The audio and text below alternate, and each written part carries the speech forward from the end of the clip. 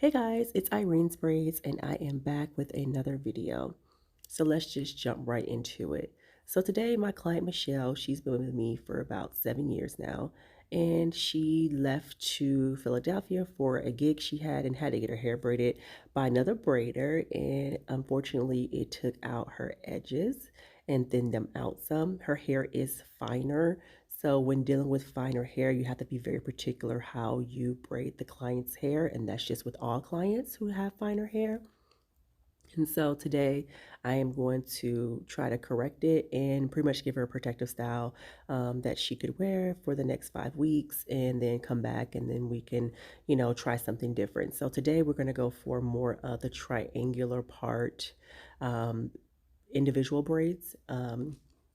And so what I'm going to do is I like to use the braid formula for the parting. It just helps keeps it nice and crisp. And of course, a great comb is always good for parting. So make sure you have a very nice comb that can be good for parting. Being that these are triangular parts, we have to be very particular on making sure that we are using good products in combs, so that way the parts come out very precise. So with her hair, because it has broken off in certain areas due to the other braider braiding so tightly, I am going to have to go in with some kinky hair to add in to fill in the gaps where her hair is finer and then the lengths are not matching. So with the kinky hair, I just want to use it for length purposes and not to build it for thickness of the braid. The reason why I don't want to use the kinky hair for the thickness of the braid is because she and I both like her hair to flow naturally, and I don't want it to have a stiff look to it with the individual braids. So we want to go for more of a, light look, not too full and not too thick. So as you can see here, her hair is very fine and see-through in the back. So I just want to make sure the braids aren't done too tightly down there. So I didn't braid too tight. I wanted to make sure that it had a nice look, a clean look, but it's just the back of the hairline. It'll come in eventually. I don't think that the braider took her hair out too far to where we cannot recover from it. But now she knows to not, try, other people without doing her research. So but it's all good. I'm not going to hold her to the wolves for that. But, I had to let her know, like, hey, can't be letting anybody just do your hair because this is what happens. So, yeah.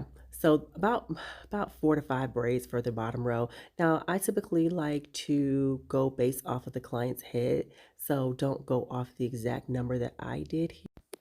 And the reason being is because if your client's head is a little bit bigger, then you may have to end off with more braids than what I did here.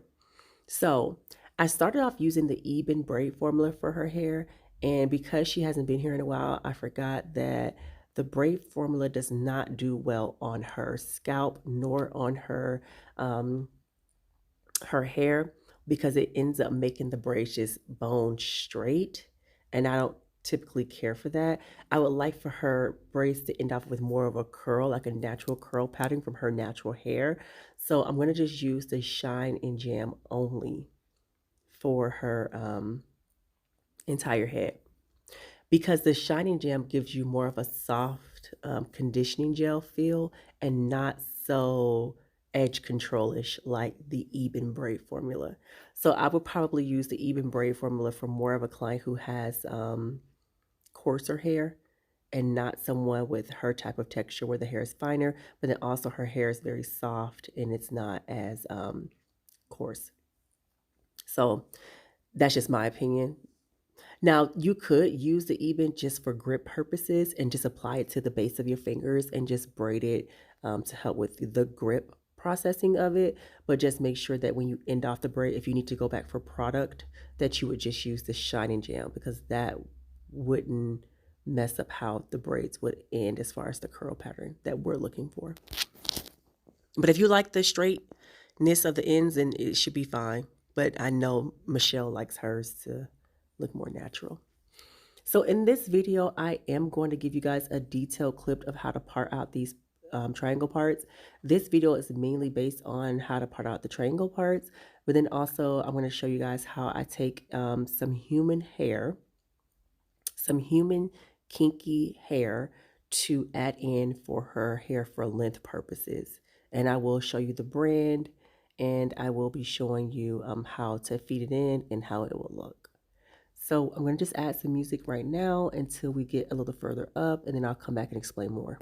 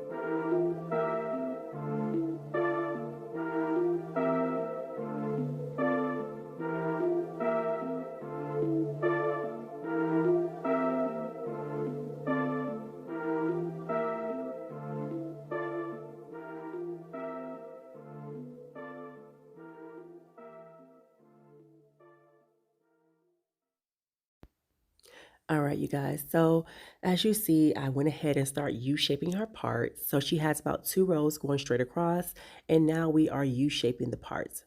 Why are we U-shaping the parts? Because that allows the braids to have a fuller look. So that is why we U-shape the parts. And as I stated before, I want to show you guys the Afro kinky hair that I'm using. This is how the hair comes, you guys, in little pieces like this right here. So what I like to do is add a little bit of braid gel to the hair, and I'm pulling in finer pieces because I would like for it to be natural. So please start off braiding your client's natural hair and then stick a piece in between your index and thumb finger and braid it in as if you're doing a feed-in braid or as if you're doing a knotless braid. And then that will help blend it in nicely so that way the hair doesn't look like it's bulky at the root. You want it to blend in like it's their natural hair and not like they have any extensions in. So we are trying to go for a blended look to where people don't know she has extensions. Okay. Again, we're going for the men's braids. So I know some men typically do their natural hair only and they don't add any weave. So that's the goal that I'm going for with this look. So I'm going to just keep braiding it in and then I'll add pieces as I go. But you see how the ends of it curls? That's what I want. I want it to blend with her hair in the back because her hair in the back curls at the end. And I would like for the kinky hair to blend just like that. Okay, so I'm going to go ahead and add some more music. Again, we are U-shaping the parts, and I'm going to show you how to part out your triangles once you U-shape those parts. So I'm going to add some music for this because this might take a little while. And then we'll get down to the final run of this entire style. All right, I'll see you guys back in a bit.